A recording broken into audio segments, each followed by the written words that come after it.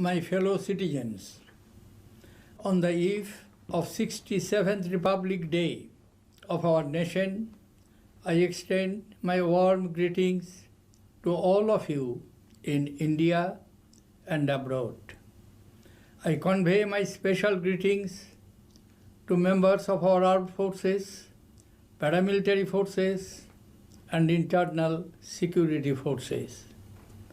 I pay my tribute to the brave soldiers who made the supreme sacrifice of their lives in defending India's territorial integrity and in upholding the rule of law.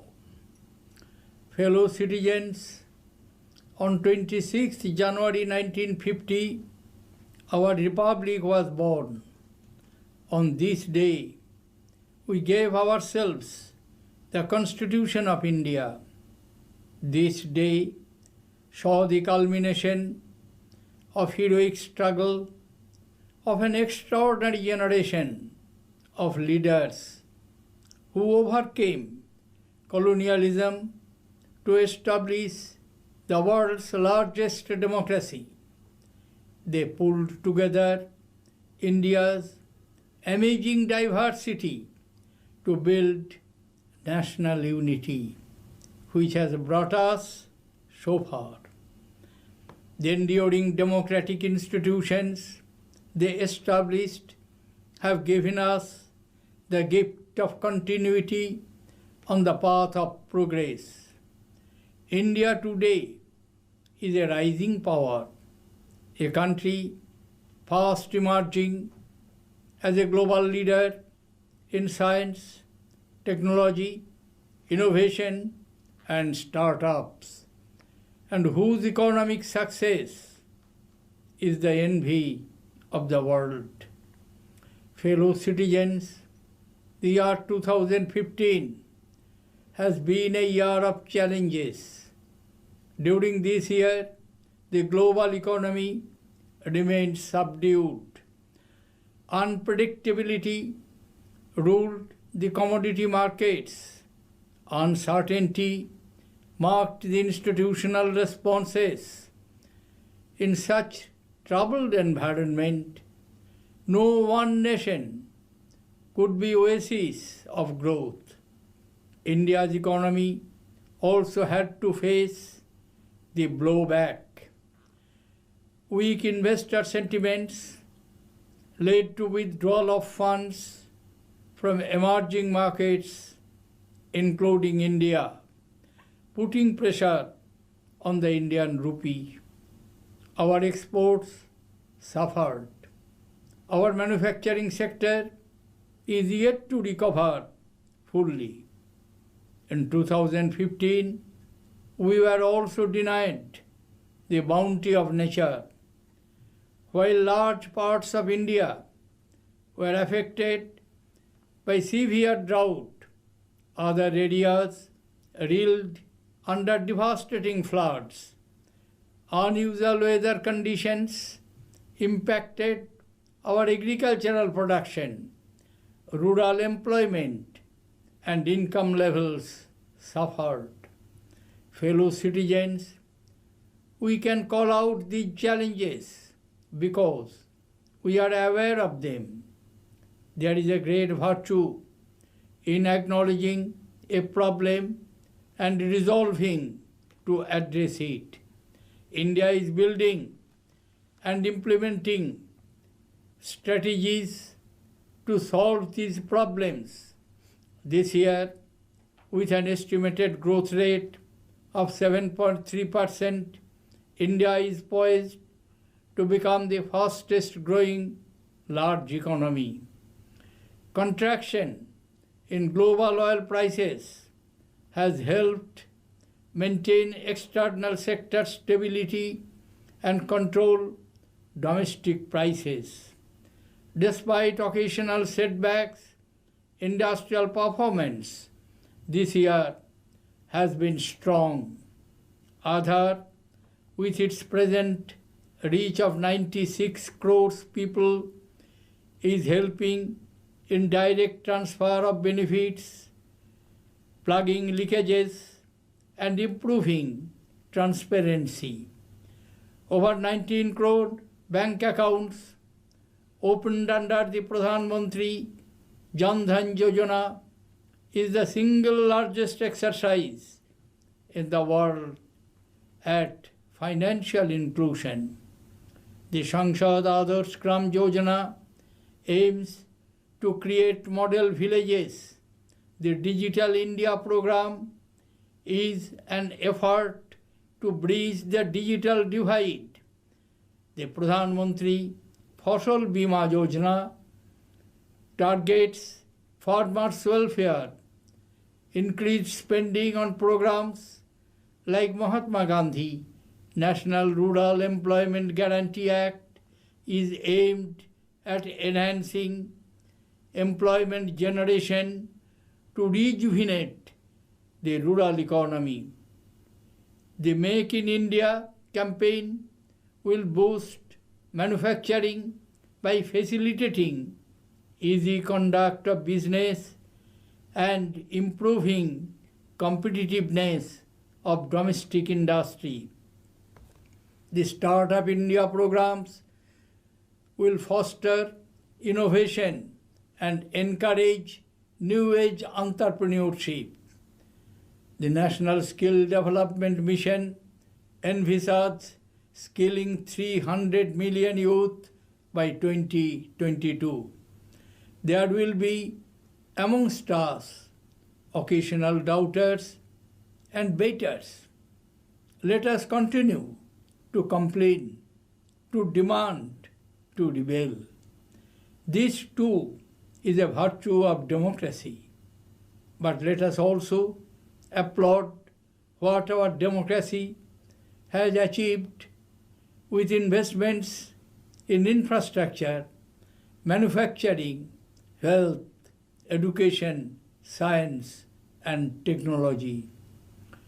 We are positioning ourselves well for achieving a higher growth rate, which will, in the next 10 to 15 years, help us eliminate poverty.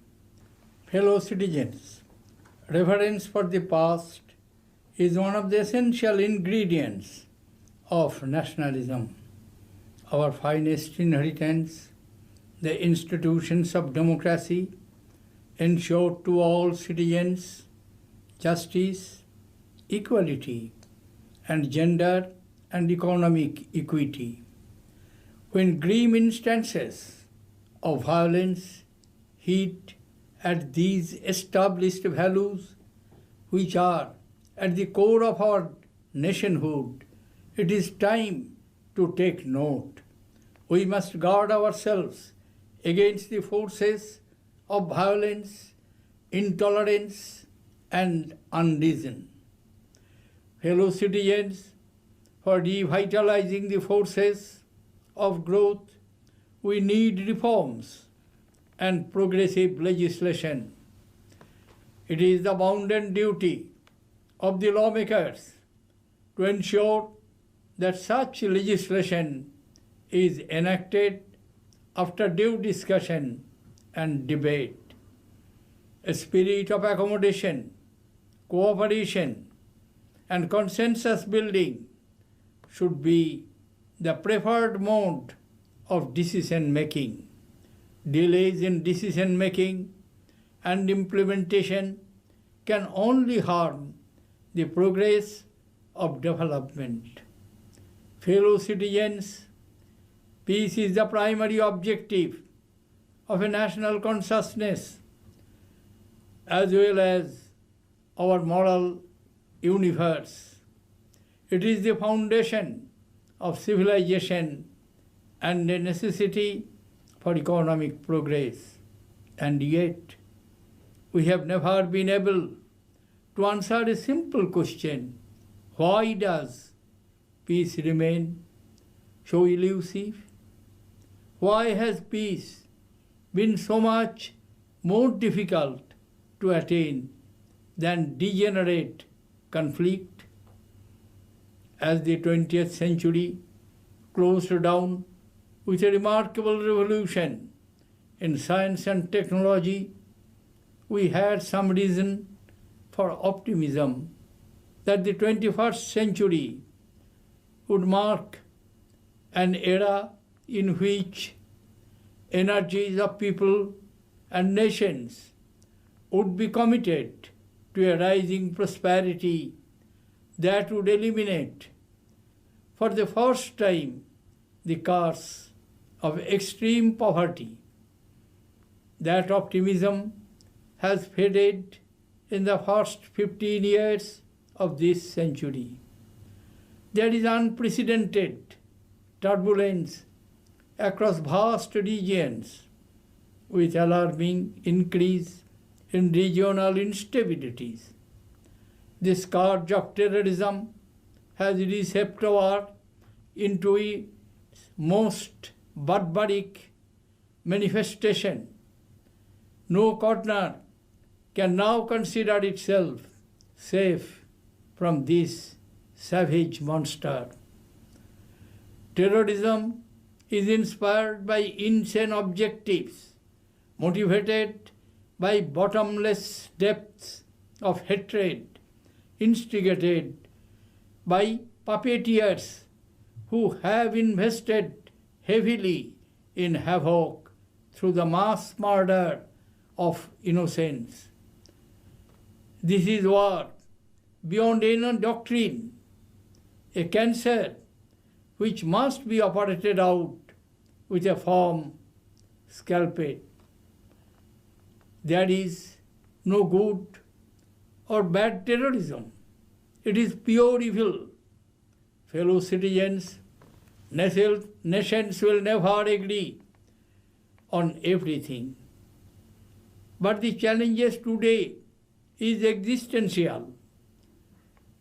Terrorists seek to undermine the order by rejecting the very basis of strategic stability, which are recognized borders.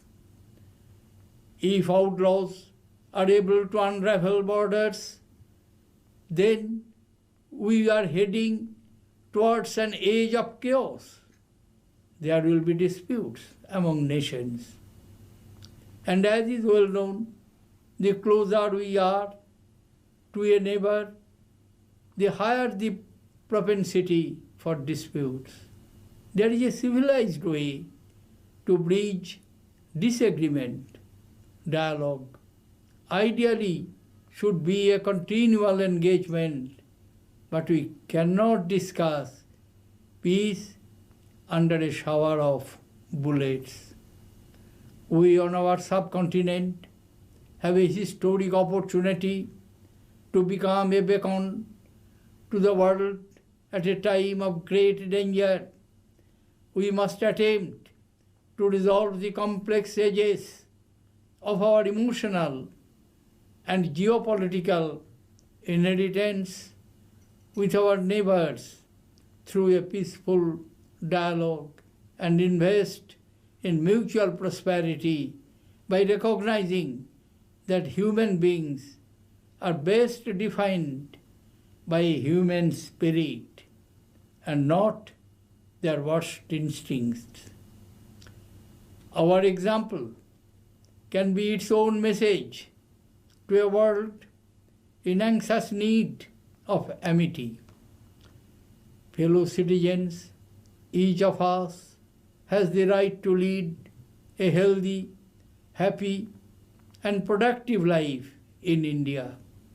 This right has been breached specially in our cities where pollution has reached alarming levels. Climate change has acquired real meaning, with 2015 turning out to be the warmest year on record. Multiple strategies and actions at various levels is necessary. Innovative solutions of urban planning, use of clean energy, and changing the mindsets of the people call for active participation of all stakeholders. Permanence of such changes can be ensured only if people own the changes.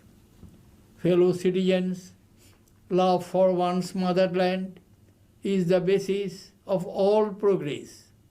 Education, with its enlightening effect, leads to human progress and prosperity.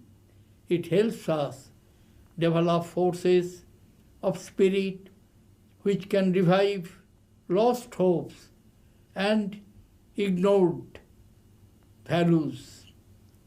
Dr. Sarvapalli Radhakrishnan had said, and I quote, "End product of education should be a free, creative man who can battle against historical circumstances and adversities of nature," unquote.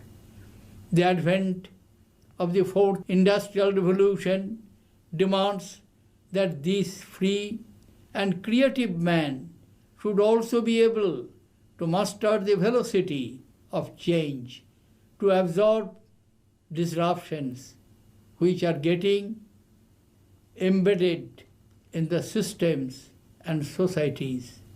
An ecosystem that fosters critical thinking and makes teaching intellectually stimulating is necessary.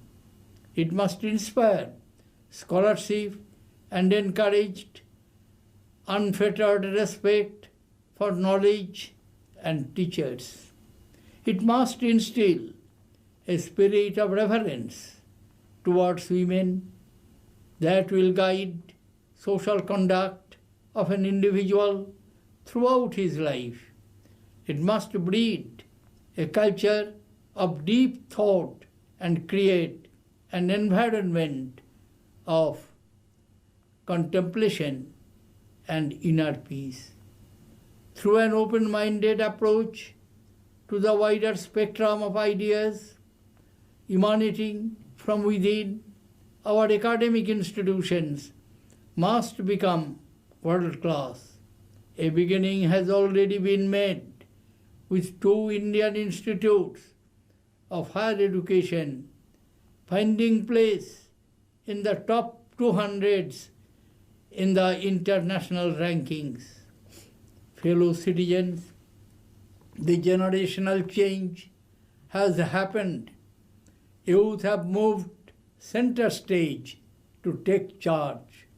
March ahead with Tagore's words, from নূতন যুগের ভোরে চলাই চলাই বাজবে জয়ের very, পায়ের বেগেই পথ কেটেই যায়, করিস নে আর দেরি।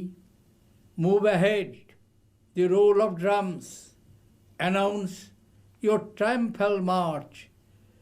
With feet of glory you shall cut out your own path.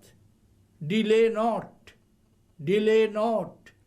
a new age dawns. Thank you. Jai Hind.